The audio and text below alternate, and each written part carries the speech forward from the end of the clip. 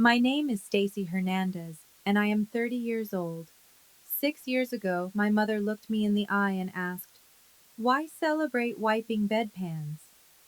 She was talking about my nursing school graduation.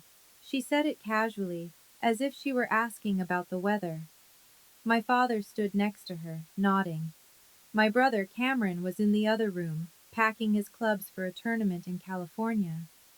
That tournament was on the same day as my graduation. They chose the tournament. I didn't scream. I didn't slam doors. I quietly left their house and made a decision. I would never ask them for anything again. They didn't know that I had just been offered a research position.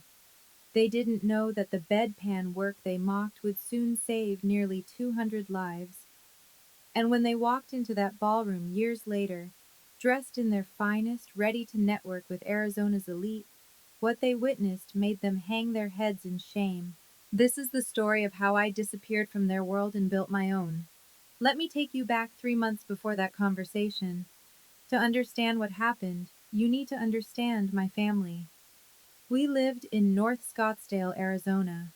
Our house was 4,200 square feet, nestled in a gated community where the monthly HOA fees alone could cover most people's rent. My parents, Victoria and Lawrence Hernandez, had been members of Oak Hills Country Club for 18 years. The membership cost $85,000 annually. That's not a typo. 85,000 for the privilege of playing golf with the right people. My mother, Victoria, was 52 at the time.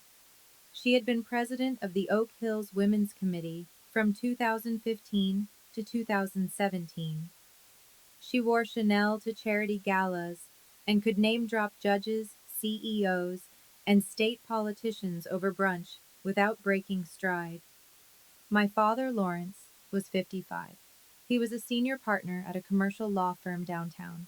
He played golf every Saturday with clients whose last names appeared on buildings. And then there was Cameron, my older brother, 28 years old in 2019. He worked at our father's law firm, not because he earned it, but because his last name was already on the letterhead. Cameron had been playing golf since he was 12. His handicap was an 8, which apparently meant something impressive to people who cared about that sort of thing. To my parents, Cameron's golf game wasn't just a hobby. It was a networking tool, a status symbol, proof that the Hernandez family belonged. I was 24. I was finishing my Bachelor of Science in Nursing at Arizona State University. I had a 3.92 GPA. I had a $12,000 per year scholarship that covered half my tuition, and I worked 20 hours a week at Phoenix Memorial Hospital as a nurse's aide to cover the rest. I lived in a 480 square foot studio apartment in Tempe, 15 miles from my parents' house. I drove a 2011 Honda Civic with a crack in the windshield. We had family dinners 3 times a month. That was the rule. Every dinner followed the same script. I remember one night in February 2019. We sat at the long oak dining table, 8 seats but only 4 of us. My mother poured wine for herself, my father, and Cameron. I got water, not because I asked for it, but because no one offered me wine. The conversation began, as it always did, with Cameron. "Cameron, darling," my mother said, cutting into her salmon. "Did you speak with the club pro about your putting? The Andersons will be watching at the tournament. First impressions matter." Cameron nodded. "I've been working on it. Coach thinks I can drop 2 strokes by May." My father leaned forward. "The Andersons' son is a VP at Remington Holdings. If you play well, Lawrence, it could open doors for the firm." I sat at the far end of the table, closest to the kitchen. The chandelier light reflected off their wine glasses. I had a glass of water with a lemon wedge I'd put in myself. I tried. I shouldn't have, but I did. "My graduation is May 18th, I said quietly. The table went silent, for exactly 3 seconds. Then my father turned to Cameron. What time is your tea time in California? Cameron didn't even look at me. 9:30 a.m., first round. And just like that, the conversation moved on. That was life in the Hernandez house. I was furniture. But I wasn't the only one who noticed. 2 weeks later, I was scrolling through my mother's iPad. She'd left it open on the kitchen counter when I stopped by to pick up some old textbooks I'd stored in the garage. An email was open. I shouldn't have read it. But I did. The email was from my mother to her friend Vera, another Oak Hills member.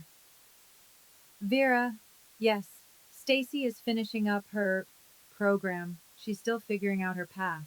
Cameron, however, is doing wonderfully. State championship next month. We're so proud. I read it twice. Then I took a screenshot. I created a folder on my phone and labeled it Receipts. That email was the first file. I didn't confront my mother. I didn't print it out and leave it on her pillow. I just saved it and left. Because here's what I was learning. My family didn't see me. And if I wanted to survive, I needed to stop expecting them to. Cameron's world was different. His bedroom, well, his suite, took up the entire west wing of the house. Trophies lined the shelves, framed photos of him shaking hands with Arizona state senators, country club presidents, firm partners. His closet had more square footage than my entire apartment. My childhood bedroom? My mother had converted it into a guest room the month I moved into the dorms for my freshman year. When I came home for Thanksgiving in 2018, I walked in and saw a queen-sized bed with decorative pillows and a framed print that said Home Sweet Home. My high school graduation photo, the one that used to hang above my desk, was gone. I stood in the doorway for a long time. Then I took a photo with my phone. I sent it to my Aunt Ruth with the caption, "I guess I don't live here anymore." Ruth called me 10 minutes later. "Stacy, sweetheart, are you okay?" I wasn't, but I said, "I'm fine." "You don't sound fine." "Aunt Ruth, can I ask you something?" "Anything." "When did you realize you didn't need their approval?" There was a pause. Ruth was my father's older sister. She was 68 years old in 2019. She had worked as a head nurse at Phoenix General for 43 years before retiring. My parents barely spoke to her.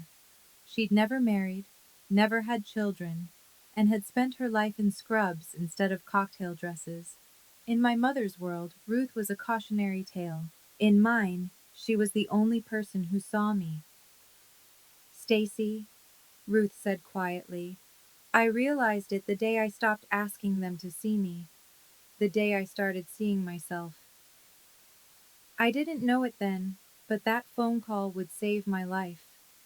While my family obsessed over Cameron's golf swing, I was living a completely different existence.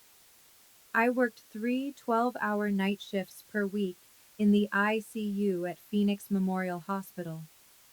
48 patients per month, 12 beds per unit. 6 of those beds usually had patients on ventilators. I charted vitals, monitored sepsis protocols, caught medication errors before they killed people. No one at home ever asked me about my shifts. Not once. But someone else noticed.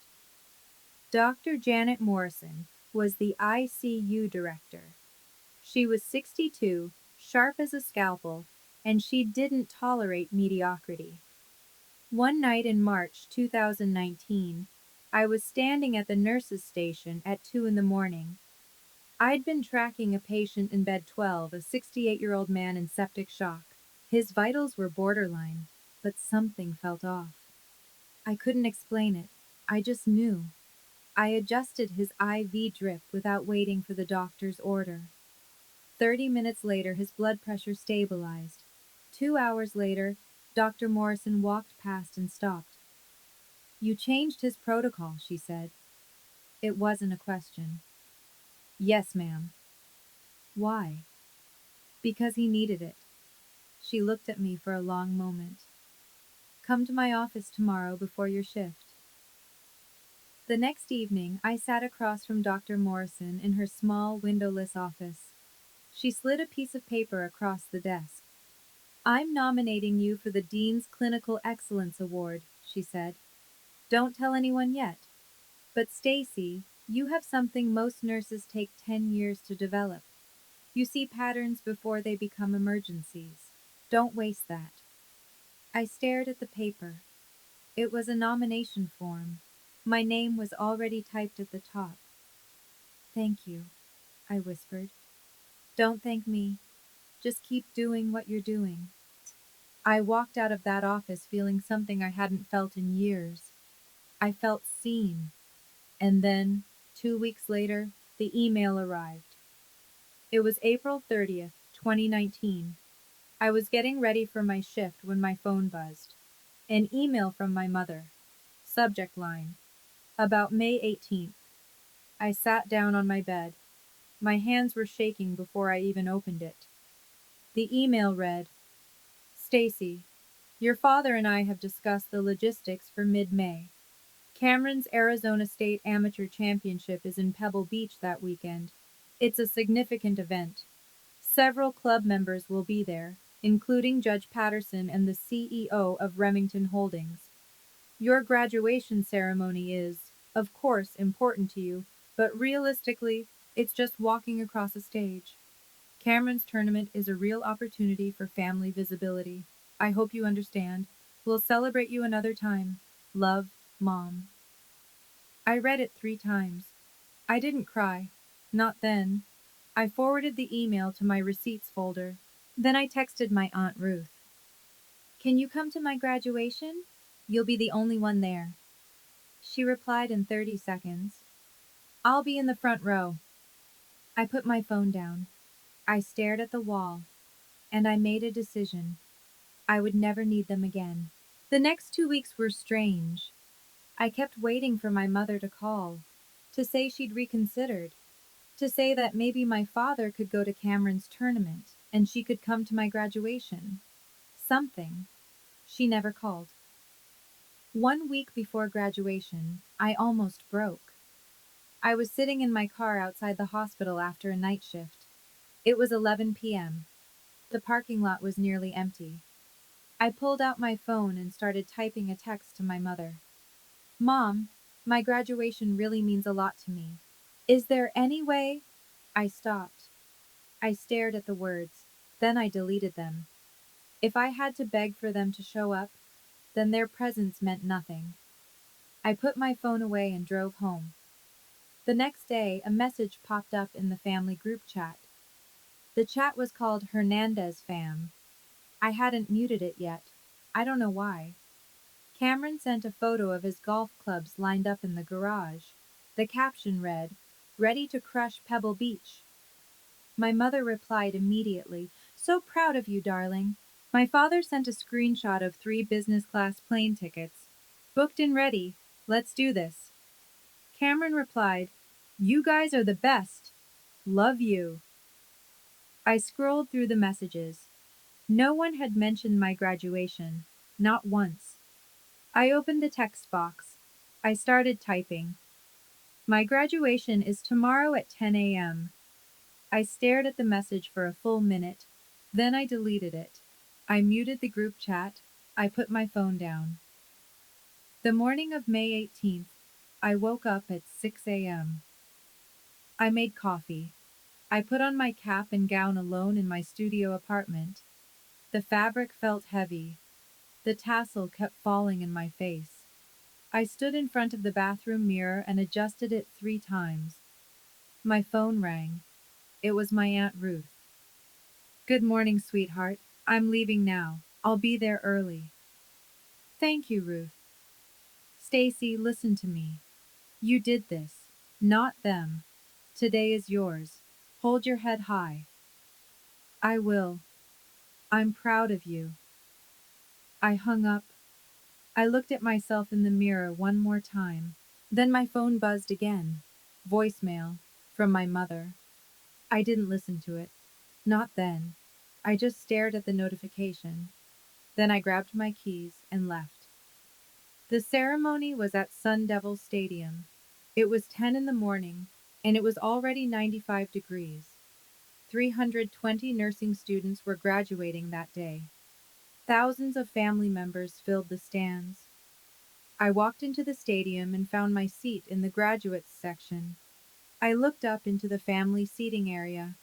I'd reserved 4 seats. Each one had a small card with a name printed on it. Victoria Hernandez, Lawrence Hernandez, Cameron Hernandez, and one more. Ruth Callahan.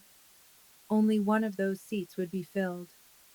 Aunt Ruth was already there, sitting in the front row of the family section. She was 74 years old, wearing a floral dress and a wide-brimmed hat to block the sun. When she saw me, she waved. I waved back. The 3 empty seats next to her stayed empty. The ceremony began. The dean gave a speech about service and compassion. I barely heard it. I kept glancing up at those empty chairs. When my name was called, Stacy Hernandez, Bachelor of Science in Nursing, summa cum laude. I stood up and walked across the stage. Aunt Ruth stood up in the stands. She clapped so loudly that people around her turned to look. She was the only person standing in that entire section. I received my diploma. I shook the dean's hand. I smiled for the camera. And the whole time, I could feel the absence of those 3 empty chairs like a weight pressing down on my chest. After the ceremony, I walked back to find Aunt Ruth. She was waiting at the edge of the stadium, tears streaming down her face. "I'm so proud of you," she said, pulling me into a hug. "Thank you for being here. Nowhere else I'd rather be." We stood there for a moment. Then my phone buzzed. Instagram notification. I opened it. My mother had posted a photo. It was a picture of her, my father, and Cameron standing on a golf course. The sky was blue. The grass was impossibly green. Cameron was holding a golf club, grinning. My mother had her arm around him. My father was smiling in the background. The caption read, "Watching my champion compete today. So proud of this young man. Family is everything. Hashtag proud mom. Hashtag Pebble Beach. Hashtag family first." The post had been uploaded at 11:15 a.m. 15 minutes after I walked across the stage. I stared at the photo, at the caption, at the hashtag family first. I took a screenshot. I added it to my receipts folder. The folder now had 12 files. I didn't cry. Aunt Ruth looked at my face. "Stacy, can we leave now?" "Of course." We walked to her car in silence. She drove me back to my apartment. On the way, I finally listened to my mother's voicemail. Her voice came through the speaker, bright and casual, like she was calling to ask about dinner plans. "Stacy, hi darling. We're boarding now. I just wanted to say, don't be dramatic about this. It's not like you're becoming a real doctor. This is just practical. You'll have many graduations in life. Cameron only has one shot at state championships. We'll talk soon. Love you." I listened to it once. Then I saved it. Aunt Ruth glanced over at me. "Are you okay?" I stared out the window. The Arizona desert stretched out on both sides of the highway. Saguaro cacti stood tall and silent against the sky. "Aunt Ruth, can I ask you something?" "Anything." "When does it stop hurting?" She was quiet for a long time. Then she said, "When you stop expecting them to change." I nodded. I didn't say anything else. That night, I sat alone in my apartment. I opened my laptop. I looked at the folder labeled Receipts.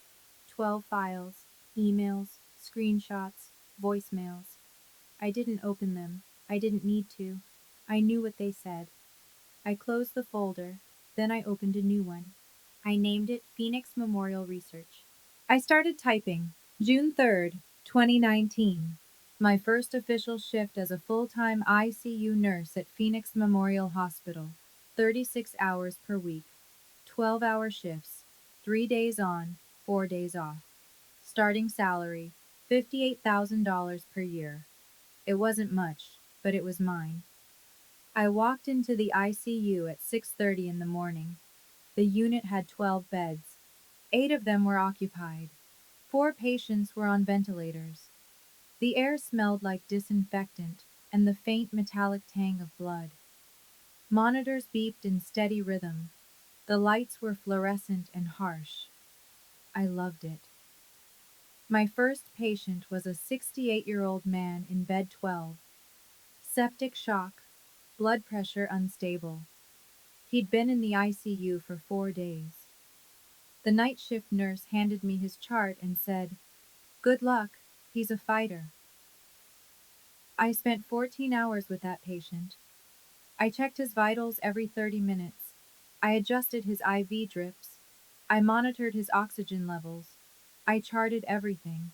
At 11 p.m., his blood pressure finally stabilized. When I left the hospital that night, my feet ached. My scrub smelled like sweat and disinfectant. My hair was falling out of its ponytail, and I felt more alive than I had in months. My coworker Linda caught up with me in the parking lot. "Stacy, you okay? You've been here 14 hours straight." "I'm fine," I said. "I just like staying busy." Linda gave me a look. "Girl, you need to go home and sleep." "I will." But I didn't. I went home and opened my laptop. I started documenting the sepsis case from bed 12. I noted the interventions that worked, the ones that didn't, the patterns I was starting to see. At 2 in the morning, Dr. Morrison walked past my station during her rounds. She stopped when she saw me still there. "You're still here?" I wanted to make sure he stabilized. She looked at me for a long moment. "Come to my office tomorrow. We need to talk." The next day, I sat across from Dr. Morrison again. She leaned back in her chair and folded her arms. "Stacy, I've been watching you. You chart better than nurses with 10 years of experience. You catch things before they become emergencies. I want you on a project." "What kind of project?" "Sepsis intervention. We're going to track every sepsis case in this ICU for the next 12 months. I want to see if we can reduce intervention time and improve outcomes. You'll lead data collection." I stared at her. "Me?" "You don't miss anything, Stacy. That's rare. If this works, we'll submit the findings to the Journal of Critical Care. Your name will be first author." "My name?" "You'll earn it." I walked out of her office in a daze. That night, I called Aunt Ruth. "Ruth, something happened today." "Good or bad?" "Good, I think. Dr. Morrison asked me to lead a research project." Ruth was quiet for a moment. Then she said, "Stacy, do you know why I became a nurse?" "Why?" "Because I wanted to matter in a way that didn't require anyone's permission. You're doing that now." I smiled.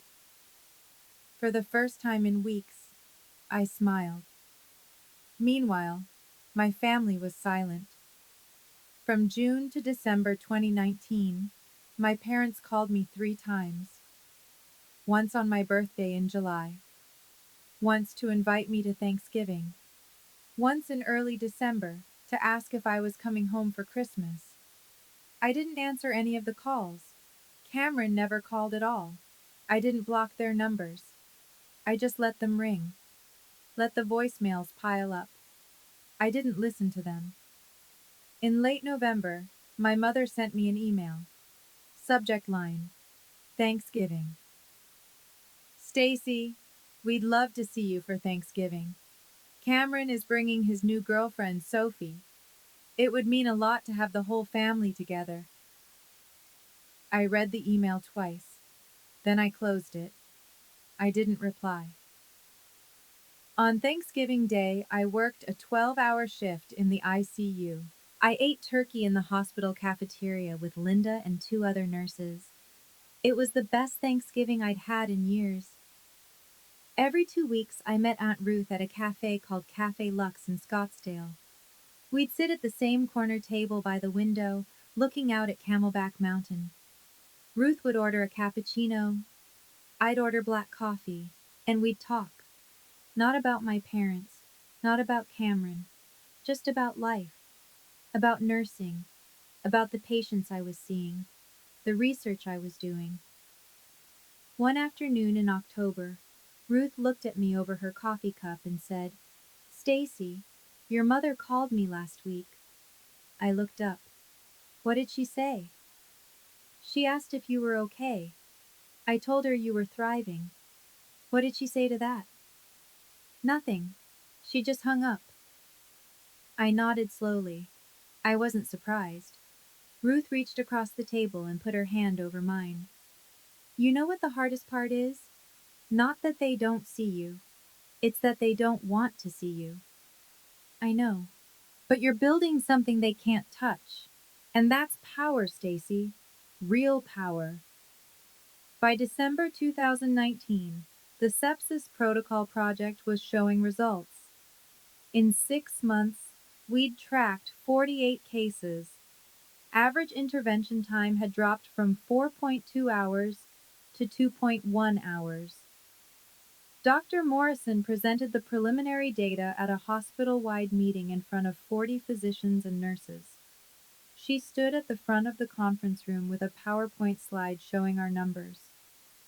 "This data," she said, "represents a potential 35% reduction in sepsis mortality. And it was driven by a nurse who graduated 6 months ago." Everyone in the room turned to look at me. I was sitting in the back row, wearing scrubs, my hair in a messy bun. A few doctors nodded. One of them, a cardiologist named Dr. Ellis, walked up to me after the meeting. "Stacy Hernandez?" "Yes, sir. I'll be watching your career." I drove home that night and called Aunt Ruth. "Ruth, I think I just found my family." "What do you mean?" "The people at the hospital. They see me. They see what I'm doing." Ruth's voice was soft. "Then that's your family, sweetheart. Blood doesn't make family. Seeing does." I hung up the phone and sat in my apartment. I looked around at the small space, 480 square feet, a futon, a desk, a kitchen the size of a closet. It was mine, and for the first time in my life, that was enough. March 2020. COVID-19 hit Phoenix. I'll never forget the first week. The ICU went from 12 beds to 24, then 36. We converted 2 entire floors into COVID units. Patients came in faster than we could chart them. Ventilators ran 24 hours a day. The sound of alarms was constant. I volunteered for the COVID ICU, 60 hours per week, sometimes 70. I wore full PPE for 12-hour shifts, gown, gloves, N95 mask, face shield. I couldn't eat. I couldn't drink. I could barely breathe. In the first 8 weeks, I watched 32 patients die, but I also saved lives. The sepsis protocol I'd been working on, it turned out that COVID patients who developed septic shock had better outcomes if we caught the signs early. The intervention time mattered. Every hour counted.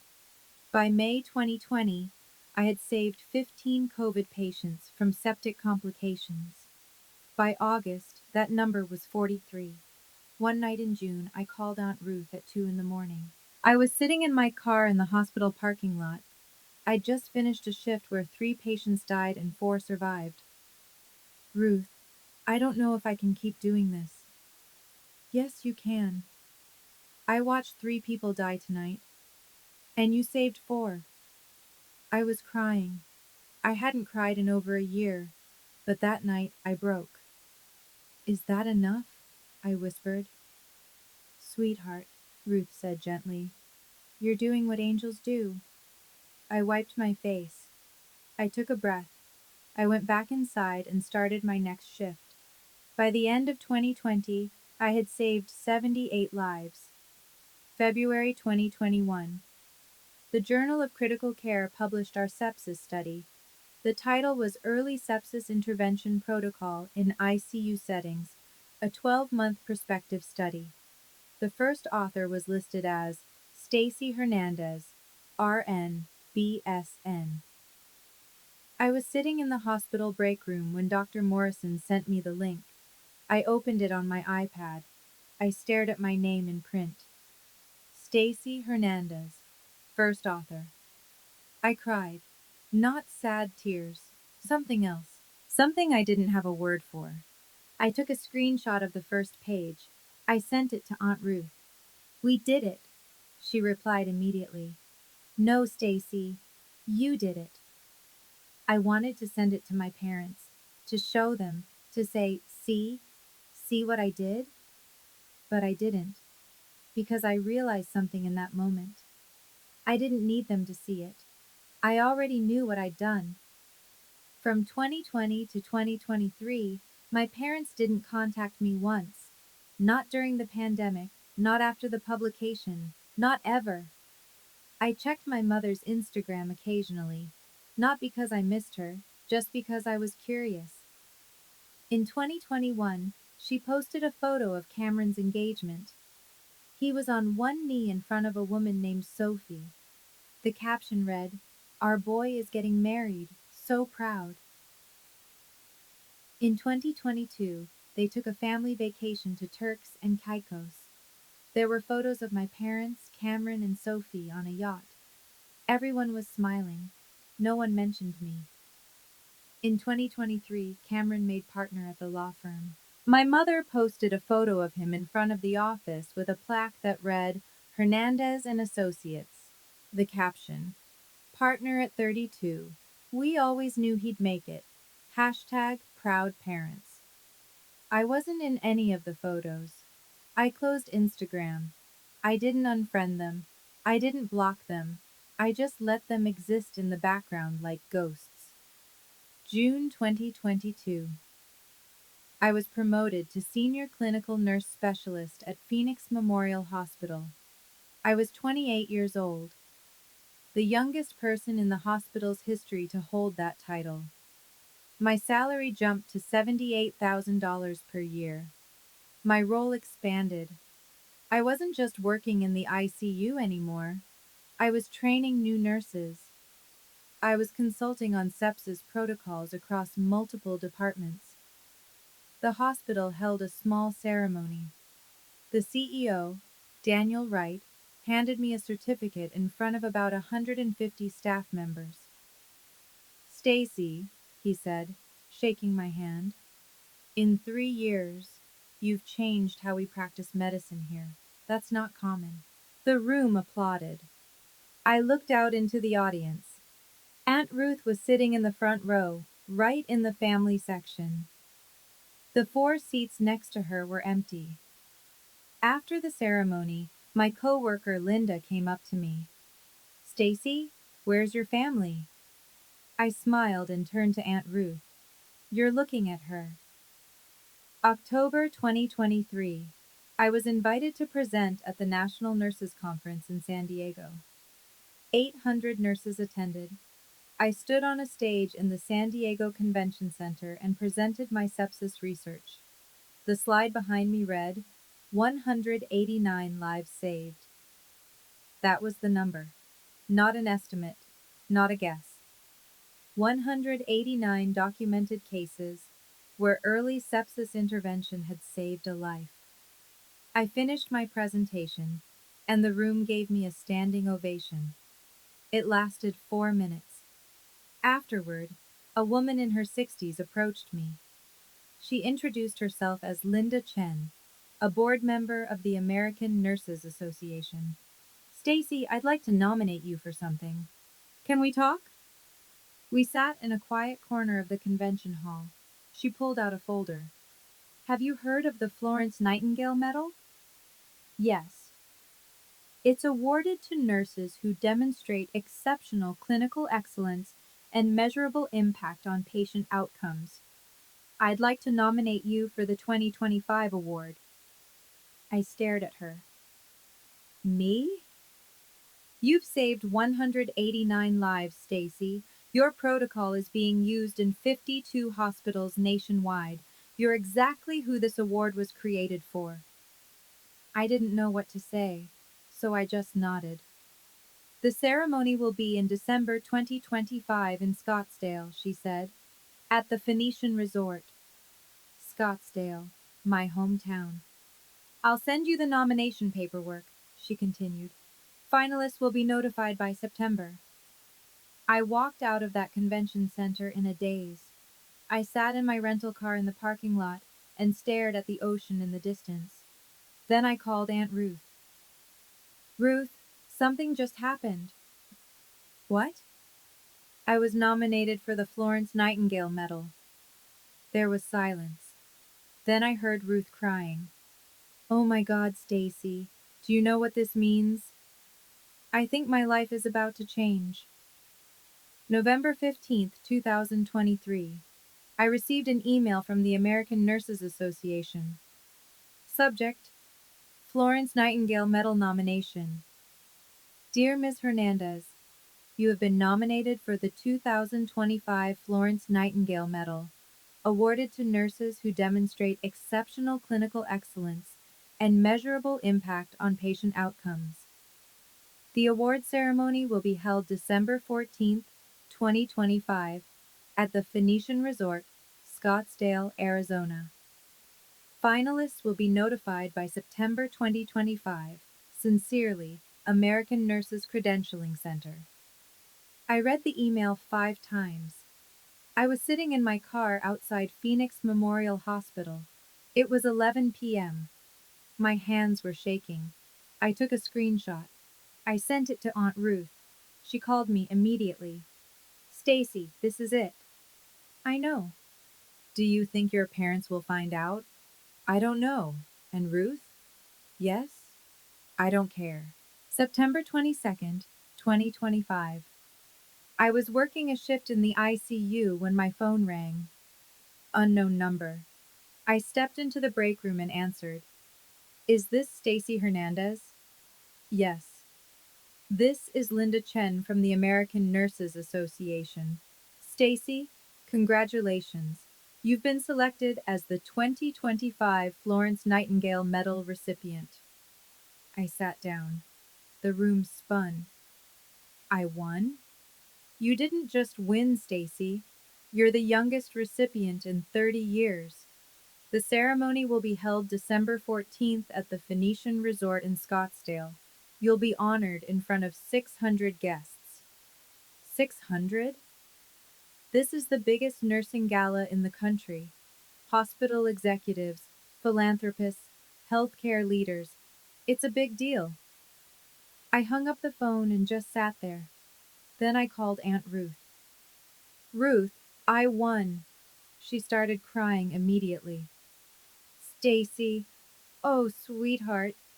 The ceremony is December 14th at the Phoenician. That's in Scottsdale. I know. There was a pause. Then Ruth said, what about your parents? What about them? They live in Scottsdale.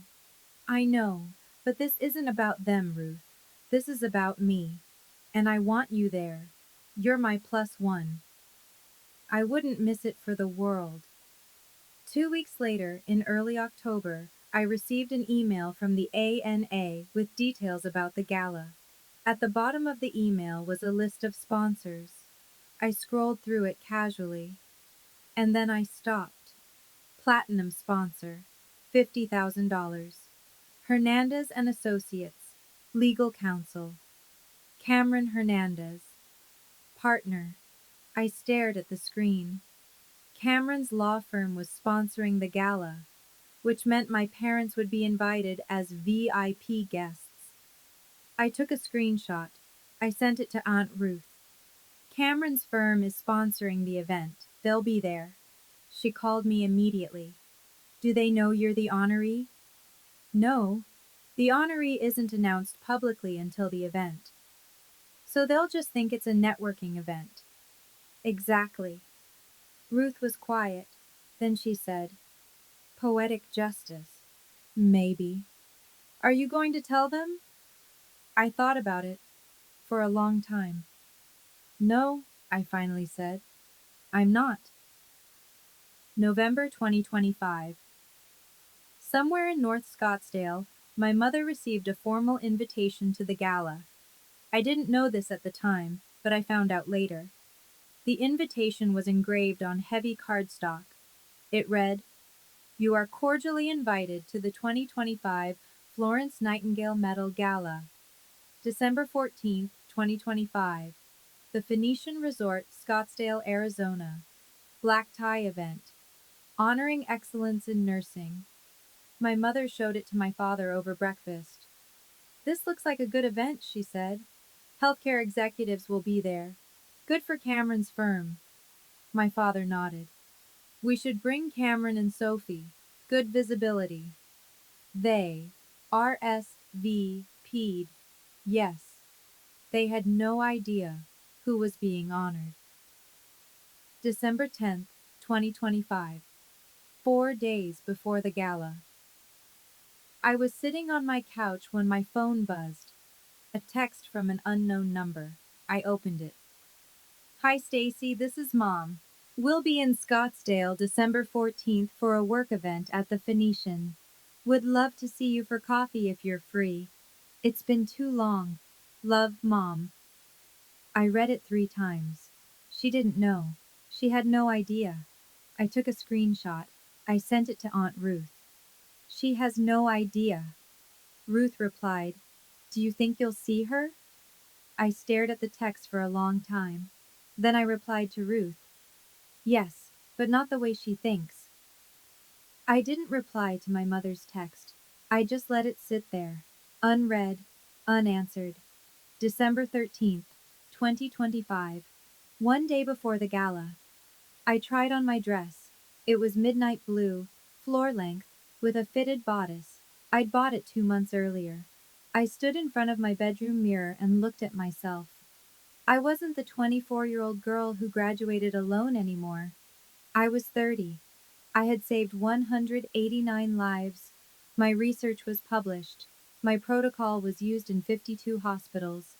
I didn't need them to see me, but tomorrow they would. I practiced my speech in the mirror. "Good evening. My name is Stacy Hernandez. 6 years ago, I graduated from nursing school alone." I stopped. I shook my head. No, that's not how I would start. I would start with the patients, because that's what mattered.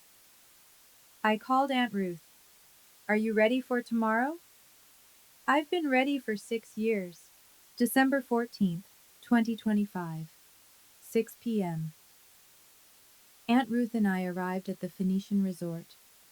The ballroom was massive. 80 round tables draped in white linens. A stage at the front with a backdrop that read, "Florence Nightingale Medal 2025. Crystal chandeliers hung from the ceiling. 600 guests in black tie attire. I wore my midnight blue dress.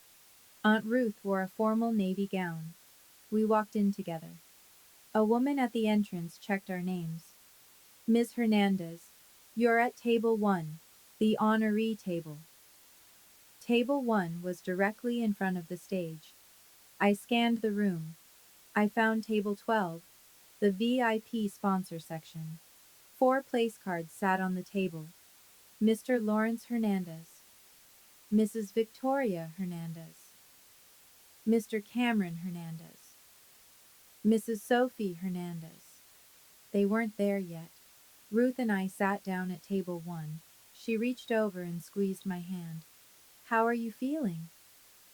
"I don't know yet." At 6:45, I saw them walk in. My mother was wearing a black Chanel gown.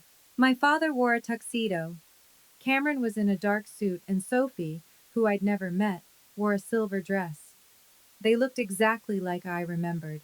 Polished, perfect, confident. They walked to table 12 and sat down. My mother immediately started scanning the room, looking for people to network with. She didn't look at table 1. She didn't see me.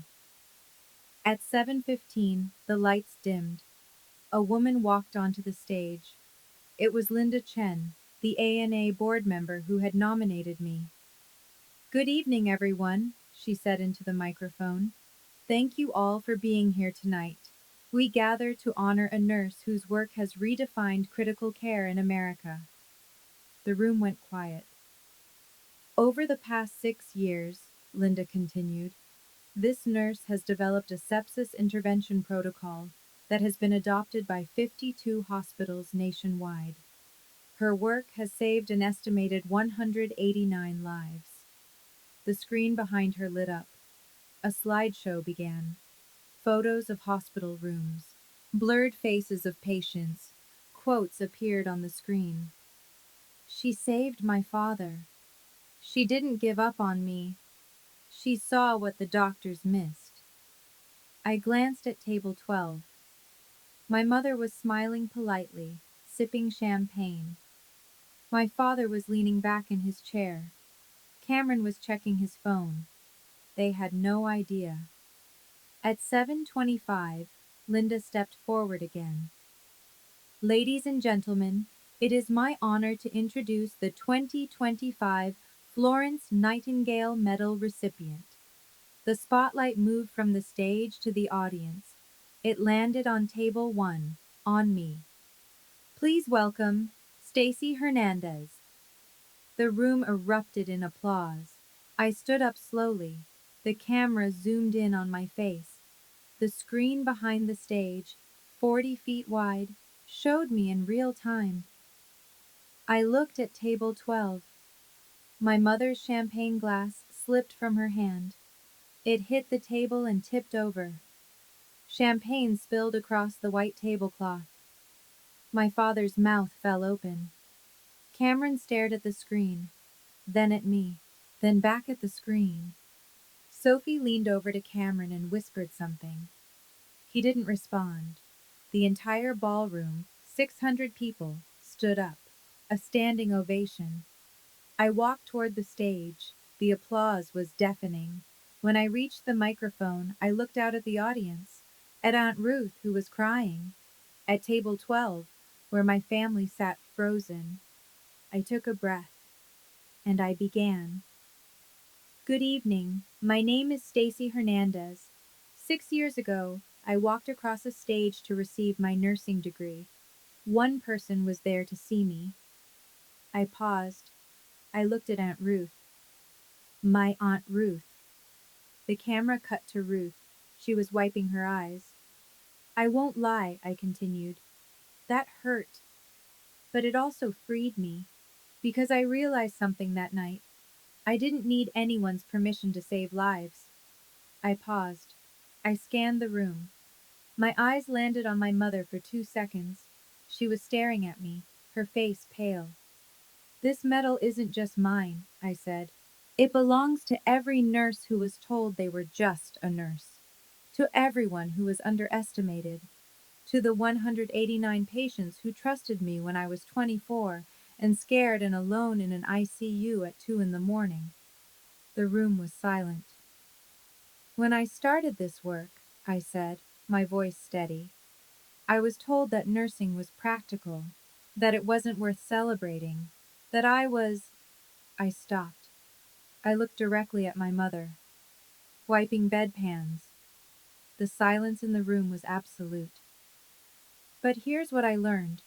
Every life I saved mattered. Every protocol I perfected mattered. Every hour I spent studying sepsis data mattered. Not because someone told me it did, but because I knew it did." The applause started again, slowly at first, then louder. Linda Chen stepped forward and placed the medal around my neck.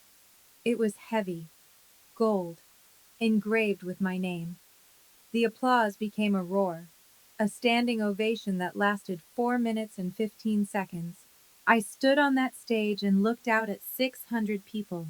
All of them were standing, clapping, including my parents. But they weren't clapping because they were proud. They were clapping because they had to. I stepped down from the stage. I walked past table 12 without looking at them. I went straight to table 1 and hugged Aunt Ruth. She whispered in my ear, "You did it, sweetheart. We did it." At 8:15 during the cocktail hour after the ceremony, I was standing near the bar with Aunt Ruth when I saw them approaching. My mother, my father, Cameron. They walked up slowly, like they were approaching a stranger. My mother spoke first. Her voice was shaking. "Stacy, sweetheart, we had no idea." I turned to face her. My voice was calm, steady. "No idea about what, Mom? That I became someone worth knowing?" She flinched. My father stepped forward. "Stacy, we're so proud." "You're proud now," I said quietly. "But you weren't there when I needed you to be." Cameron opened his mouth. "Stace, I'm sorry. I didn't know you were doing all this." I looked at him, really looked at him. "You didn't know because you never asked." There was a long silence. Sophie, standing behind Cameron, looked uncomfortable. She didn't say anything. My mother's eyes were red. "Stacy, please, can we talk? Can we—" "Mom," I said softly, "I'm glad you could see what I've built, but I didn't build it for you." I turned to Aunt Ruth. "I think we're done here." Ruth nodded. We walked away. Behind me, I heard my mother start to cry. I didn't look back. The next 10 days were strange. From December 15th to December 25th, I received 14 messages from my family. Text from my mother, December 15th. "Stacy, please call me. I need to explain." Voicemail from my father, December 16th. "Sweetheart, we made mistakes, but we're still your family." Email from Cameron, December 18th. "Stace, I'm sorry I wasn't there. Can we meet for coffee?" Text from my mother, December 20th. "I told the club about your award. Everyone is so impressed." I read each message. I didn't respond to any of them. On December 23rd, I called Aunt Ruth. "They keep texting," I said. "What should I say? What do you want to say?" I thought about it for a long time. I want to tell them the truth. Then tell them. On December 26th, I sat down at my laptop and wrote one email. I addressed it to all three of them. Subject, boundaries. "Mom, Dad, Cameron, I received your messages. I appreciate the apologies. But I need you to understand. I don't need your pride now. I needed your presence then. I've built a life I'm proud of, not despite you, but without you. That's not anger, that's just truth. I'm open to occasional contact, but I won't pretend the past didn't happen. If you want to be part of my life going forward, it will be on my terms. And it will take time. Respectfully, Stacy." I hit send. 10 minutes later, my mother replied, "I understand. I'll wait." I read her response. I didn't reply. I closed my laptop. For the first time in 6 years, I felt free. On January 5th, 2026, I opened my laptop and navigated to the folder labeled Receipts. 18 files. Emails, screenshots, voicemails, Instagram posts. I looked at them for a long time. Then I selected all of them. I clicked Delete. A confirmation box appeared. "Are you sure you want to delete receipts?" I paused for 10 seconds. Then I clicked Yes. The folder disappeared. I called Aunt Ruth. "You deleted it?" she asked. "I don't need evidence anymore," I said. "I have my life." In early January 2026, I received a job offer. National Nursing Consultant for the American Nurses Association. Salary $95,000 per year. The job involved traveling to hospitals across the country to train nurses on sepsis protocols. I would be helping save lives on a national scale. I accepted the offer immediately. My first assignment was in Seattle. 80 nurses, 3-day training session. I packed my suitcase. I looked around my apartment. I looked at the medal on my shelf. Then I texted Aunt Ruth. I'm going to Seattle next week. First training session. She replied, Look at you, changing the world. In mid-February, Aunt Ruth and I drove to Camelback Mountain. It was a tradition we'd started years ago. We'd hike to the top and sit on the rocks and talk. The sun was setting. The sky was pink and orange. Scottsdale stretched out below us. Stacy, Ruth said, do you think they'll ever really understand what they missed? I thought about it. Does it matter? No, she said. I guess it doesn't. We sat in silence for a while. Then Ruth said, You spent 6 years proving you didn't need them. Now you get to spend the rest of your life knowing it. I looked out at the desert, at the city, at the life I'd built. I used to climb this mountain, I said, and wonder when I'd feel like I belonged. Now I know I belonged all along, just not to them. Ruth put her arm around me. You found your people, Stacy. I did. In early March, I received a text from my mother. Stacy, I saw your name in the Journal of Nursing. I'm reading your work now. I'm trying to understand. I love you. I read the message 3 times. I didn't reply immediately. I let it sit there for 3 days. Then, finally, I wrote back. Thank you, Mom. I appreciate that you're trying. It wasn't forgiveness. It wasn't reconciliation. It was just acknowledgement. And that was enough. For now. On a quiet Sunday afternoon in late March, I sat in my apartment. I looked at the medal on my shelf. I thought about the last 6 years. The nights I worked alone in the ICU. The patients I saved. The research I published. The award I won. The ballroom. The standing ovation. My mother's face when she realized who I'd become. And I realized something. I didn't need them to see me anymore, because I'd already seen myself. I thought about what I would say if someone asked me, was it worth it? And the answer was simple. Yes, because I chose myself. I chose my patients. I chose the people who saw me, like Aunt Ruth, like Dr. Morrison, like the 80 nurses I'd be training next week in Seattle. I chose the life I wanted, and that choice saved me. Before we wrap up, I want to say something.